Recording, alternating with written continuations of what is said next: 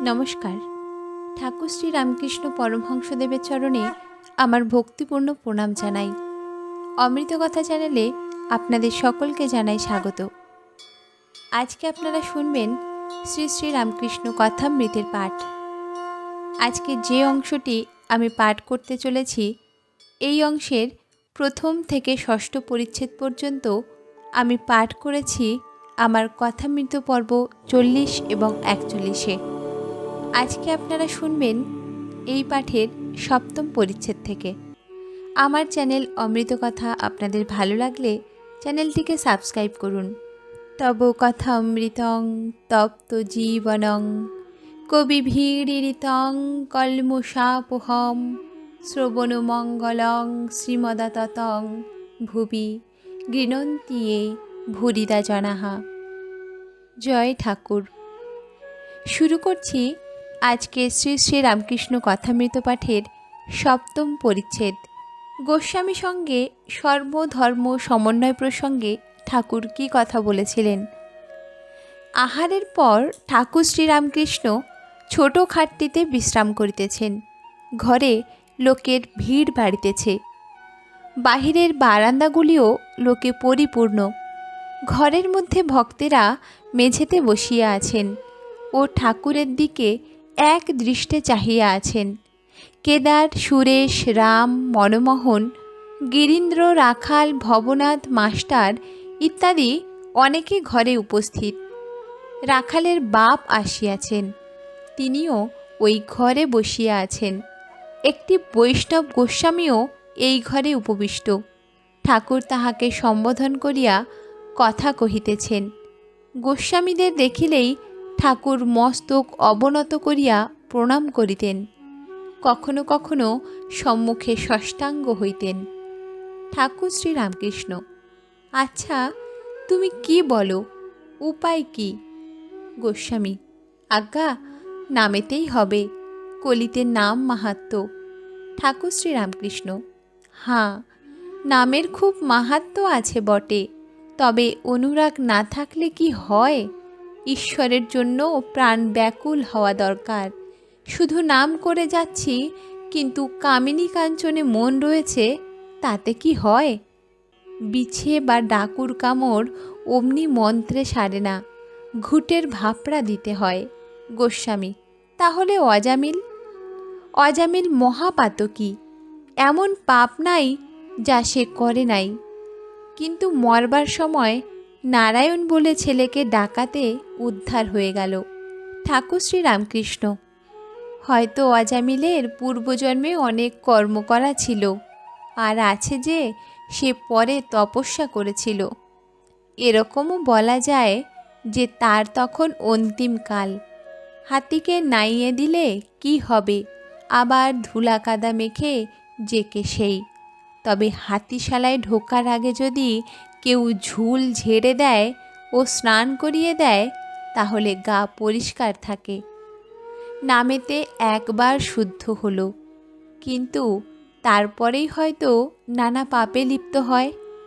মনে বল নাই, প্রতিজ্ঞা করে না যে আর পাপ করব না। গঙ্গা স্নানে পাপ সব যায়, গেলে কি হবে? লোকে বলে থাকে পাপগুলো গাছের উপর থাকে। গঙ্গা নিয়ে যখন মানুষটা ফেরে, তখন ওই পুরানো পাপগুলি গাছ থেকে ঝাঁপ দিয়ে ওর ঘাড়ের উপর পড়ে। সেই পুরানো পাপগুলি আবার ঘাড়ে চড়েছে। স্নান করে দুপা না আস্তে আস্তে আবার ঘাড়ে চড়েছে। ঠাকুরের এই কথা শুনে সকলে হাস্য করিতে লাগিলেন। তাই নাম করো, সঙ্গে সঙ্গে প্রার্থনা করো, যাতে ঈশ্বরেতে অনুরাগ হয়। আর যেসব জিনিস দুদিনের জন্য, যেমন টাকা, মান, দেহের সুখ, তাদের উপর যাতে ভালোবাসা কমে যায়, তাই প্রার্থনা করো। ঠাকুর শ্রী রামকৃষ্ণ গোস্বামীর প্রতি: আন্তরিক হলে সব ধর্মের ভিতর দিয়াই ঈশ্বরকে পাওয়া যায়। বৈষ্ণবেরাও ঈশ্বরকে পাবে, শাক্তরাও পাবে, বেদান্তবাদীরাও পাবে, আর ব্রহ্মজ্ঞানীরাও পাবে, আবার মুসলমান, খ্রিস্টান এরাও পাবে। আন্তরিক হলে সবাই পাবে। কেউ কেউ ঝগড়া করে বসে, তারা বলে আমাদের শ্রীকৃষ্ণকে না ভজলে কিছুই হবে না। কি, আমাদের মা কালীকে না ভজলে কিছুই হবে না, আমাদের খ্রিস্টান ধর্মকে না নিলে কিছুই হবে না। এসব বুদ্ধির নাম মতুয়ার বুদ্ধি, অর্থাৎ আমার ধর্মই ঠিক আর সকলের মিথ্যা। এ বুদ্ধি খারাপ। ঈশ্বরের কাছে নানা পথ দিয়ে পৌঁছানো যায়। আবার কেউ কেউ বলে ঈশ্বর সাকার, তিনি নিরাকার নন। এই বলে আবার ঝগড়া। যে বৈষ্ণব সে বেদান্তবাদীর সঙ্গে ঝগড়া করে। যদি ঈশ্বর সাক্ষাৎ দর্শন হয় তাহলে ঠিক বলা যায়, যে দর্শন করেছে সে ঠিক জানে ঈশ্বর সাকার আবার নিরাকার। আরও তিনি কত কি আছেন তা বলা যায় না। এই বলে ঠাকুর একটি গল্প বললেন। তিনি বললেন, কতকগুলি কানা একটি হাতির কাছে এসে পড়েছিল। একজন লোক বলে দিলে এ জানোয়ারটির নাম হাতি। তখন কানাদের জিজ্ঞাসা করা হলো হাতিটা কী রকম। তারা হাতির গা স্পর্শ করতে লাগলো। একজন বললে হাতি একটা থামের মতো। সে কানাটি কেবল হাতির পা স্পর্শ করেছিল। আর একজন বললে হাতিটা একটি কুলোর মতো। সে কেবল একটা কানে হাত দিয়ে দেখেছিল। এই রকম যারা সুরে কি পেটে হাত দিয়ে দেখেছিল তারা নানা প্রকার বলতে লাগলো। তেমনি ঈশ্বর সম্বন্ধে যে যতটুকু দেখেছে সে মনে করেছে ঈশ্বর এমনি, আর কিছু নয়। এই বলিয়া ঠাকুর আরও একটি উদাহরণ দিলেন। তিনি বলিলেন, একজন লোক বাহ্যে থেকে ফিরে এসে বললে, গাছতলায় একটি সুন্দর লাল গিরগিটি দেখে এলুম। আর একজন বললে, আমি তোমার আগে সেখানে গিয়েছিলুম। লাল কেন হবে, সে যে সবুজ, আমি স্বচক্ষে দেখেছি। আর একজন বললে, ও, আমি বেশ জানি, তোমাদের আগে গিয়েছিলাম, সে গিরগিটি আমিও দেখেছি। সে লালও নয় সবুজও নয়, স্বচক্ষে দেখেছি, সে তো নীল। আর দুইজন ছিল, তারা বললে হলদে, আর একজন বললে পাঁচটে। এইরকম তারা নানা রং বলে বর্ণনা করতে লাগলো। শেষে সব ঝগড়া বেঁধে গেল। সকলে জানে আমি যা দেখেছি তাই ঠিক। তাদের ঝগড়া দেখে একজন লোক জিজ্ঞাসা করলে, ব্যাপার কি? যখন সব বিবরণ শুনলে তখন বললে, আমি ওই গাছতলাতেই থাকি, আর ওই জানোয়ারটা কি আমি চিনি। তোমরা প্রত্যেকে যা বলছো তা সব সত্য। ও গিরগিটি কখনো সবুজ, কখনো নীল, কখনো লাল, কখনো হলদে, এইরূপ নানা রং হয়। আবার কখনো দেখি একেবারে কোনো রং নাই, নির্গুণ। ঠাকুর এবার গোস্বামীর প্রতি, তা ঈশ্বর শুধু সাকার বললে কি হবে? তিনি শ্রীকৃষ্ণের ন্যায় মানুষের মতো দেহ ধারণ করে আসেন, এও সত্য। নানা রূপ ধরে ভক্তকে দেখা দেন, এও সত্য। আবার তিনি নিরাকার অখণ্ড সচ্চিদানন্দ, এও সত্য। বেদে তাকে সাকার নিরাকার দুই বলেছে, সগুণও বলেছে, আবার নির্গুণও বলেছে। কীরকম জানো? সচ্চিদানন্দ যেন অনন্ত সাগর। ঠান্ডার গুণে যেমন সাগরের জল বরফ হয়ে ভাসে, নানা রূপ ধরে বরফের চাই সাগরের জলে ভাসে, তেমনি ভক্তিহিম লেগে সচ্চিদানন্দ সাগরে সাকার মূর্তি দর্শন হয়, ভক্তের জন্য সাকার। আবার জ্ঞান সূর্য উঠলে বরফ গলে আগেকার যেমন জল তেমনি জল, অধ ঊর্ধ্ব পরিপূর্ণ, জলে জল।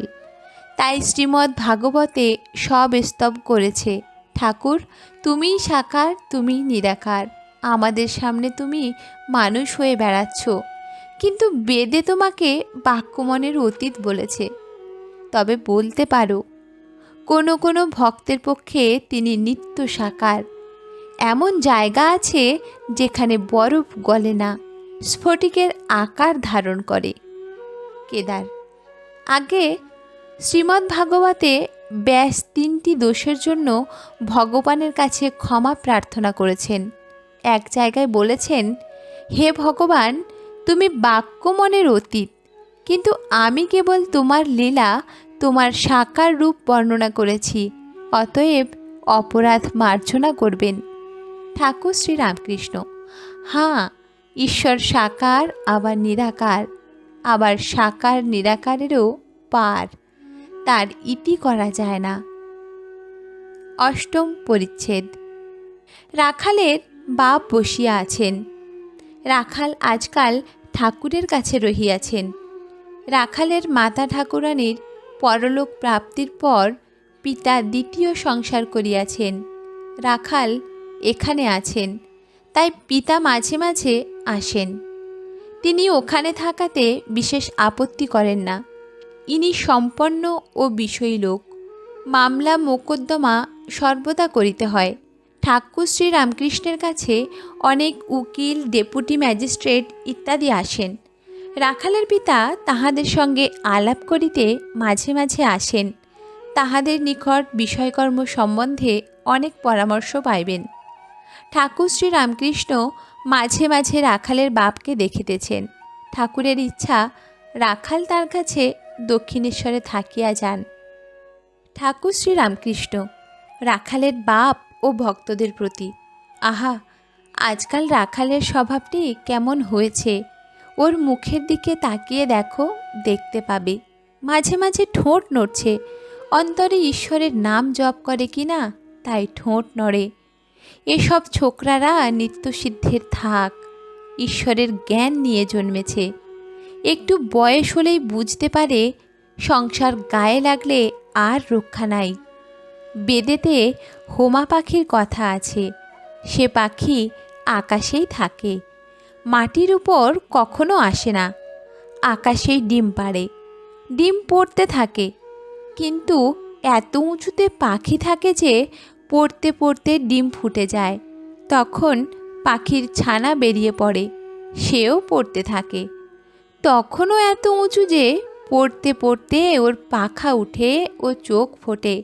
তখন সে দেখতে পায় যে আমি মাটির উপর পড়ে যাব, মাটিতে পড়লেই আমার মৃত্যু।